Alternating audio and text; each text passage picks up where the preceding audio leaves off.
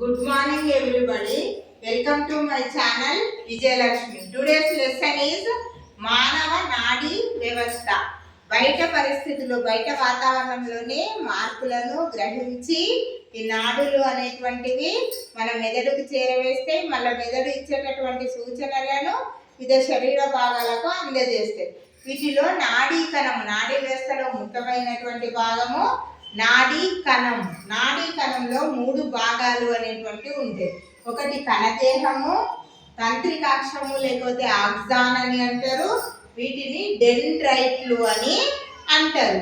ఈ కణదేహంలో కేంద్రకం ఉంటుంది, నిస్సల్ కణాలు అనేటువంటివి, కణద్రవ్యము అనేటువంటిది నిస్సల్ కణాలు మరియు కేంద్రకము అనేటువంటిది కణదేహంలో ఉంటుంది. నెక్స్ట్ ఈ ఆక్సాన్లో మయలిన్ తొడుగు అనేటువంటిది ఉంటుంది. కొన్నింటికి తంత్రికాక్షానికి మయలిన్ తొడుగు ఉండదు. ఉన్న వాటిని మయలిన్ సహిత నాడీ కణాలు అని అంటారు. లేని వాటిని మయలిన్ రహిత నాడీ కణాలు అని అంటారు. మయలిన్ తొడుగు ఉన్నటువంటి వాటిలో మయలిన్ తొడుగు లోపల స్వాన్ కణాలు అనేటువంటివి ఉంటాయి. అయితే మయలిన్ తొడుగు అన్ని చోట్ల ఉండదు. మధ్య మధ్యలో చిన్న కణుపులు అనేటువంటివి ఉంటాయి, గ్యాప్స్ ఉంటాయి. వాటిని రణవీరు కణుపులు, ఇట్లా ఉబ్బెత్తుగా ఉంటాయి, వాటిని రణవీరు కణుపులు అని అంటారు. అంతే, వీటిని డెండ్రైట్లు అని అంటారు. నాడీకణం పై భాగంలో ఉండేటటువంటి వాటిని, ఈ చిన్న నాడులు చీలినటువంటి వాటిని డెండ్రైట్లు అని అంటారు. అయితే ఈ నాడీ కణాలు అనేటువంటివి మెదడు పైన ఉంటవి, వెన్నుపాము పైన ఉంటవి, వెన్నుముకకు ప్రక్కల కూడా ఈ నాడీ కణాలు అనేటువంటివి ఉంటాయి. ఒక నాడీ కణంలో ఉన్నటువంటి డెండ్రైట్లు అనేటువంటివి ఇక్కడ చూడండి.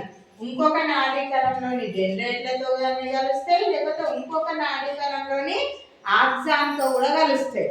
ఒక నాడీ కణంలో ఉన్నటువంటి డెండ్రైట్లు వేరొక నాడీ కణంలోని డెండ్రైట్లతో కానీ లేకపోతే ఆక్సాన్తో కానీ కలుస్తాయి. ఈ కలిసేటటువంటి భాగంలో ఏమైతుందంటే నాడీ సంధి అనేటువంటిది ఏర్పడుతుంది. ఈ నాడీ కణాలు కలిసేటటువంటి భాగంలో నాడీ సంధులు అనేటువంటివి ఏర్పడుతుంది. మరి ఈ నాడీ కణాలు అవి నిర్వర్తించేటటువంటి పనిని బట్టి 3 రకాలుగా ఉంటాయి నాడులు అనేటువంటివి. ఒకటి అభివాహి నాడులు, వీటినే జ్ఞాన నాడులు అని కూడా అంటారు. జ్ఞాన నాడులు.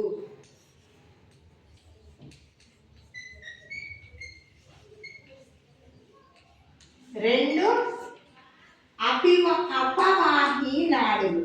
అపవాహి నాడులు. మూడోది సహసంబంధ నాడులు. సహసంబంధ నాడులు. అభివాహి నాడులు లేదా జ్ఞాన నాడులు అనేటువంటి ఇవి ఏం చేస్తాయి అని అంటే శరీర భాగాల నుండి ఈ ప్రచోదనాలు అనేటువంటి వాటిని మెదడుకు అందజేస్తాయి. వీటిని అభివాహి నాడులు అని అంటారు. శరీర భాగాల నుండి ప్రచోదనాలను మెదడుకు అందజేస్తాయి. అపవాహి నాడులు అంటే మెదడు ఇచ్చేటటువంటి సూచనలు ఉంటాయి కదా, ప్రతిచర్యలు ఉంటాయి కదా, వాటిని శరీరంలోని కండరాలకు అన్ని అవయవాలకు అందజేస్తాయి. సహసంబంధ నాడులు అంటే అభివాహి నాడులను అపవాహి నాడులను కలిపి ఉంచేటటువంటి వాటిని సహసంబంధ నాడులు అని అంటారు. అభివాహి నాడులు అంటే శరీరం గ్రహించినటువంటి ప్రచోదనాలను మెదడుకు అందజేస్తాయి. అపవాహి నాడులు అంటే మెదడును ఇచ్చినటువంటి సూచనలను శరీర భాగాలకు కండరాలకన్నింటికి అందజేస్తాయి. సహసంబంధ నాడులు అని అంటే ఈ రెండింటికి మధ్య కలిపి ఉంచుతాయి. ఇంకొకటి ప్రతీకార చర్య. అయితే ఒక్కొక్కసారి మనకి ఏమవుతుందంటే ఇట్లా మెదడు ఇచ్చేటటువంటి సూచనలతో సంబంధం లేకుండా సడన్ గా మనం కొన్ని క్రియలను ప్రతిచర్యలను జరుపుతాం. వాటినే ప్రతీకార చర్య అని అంటారు. ఈ ప్రతీకార చర్యను చూపేటటువంటి దాన్ని ప్రతీకార చర్య చాపము అని అంటారు. ప్రతీకార చర్య చాపం.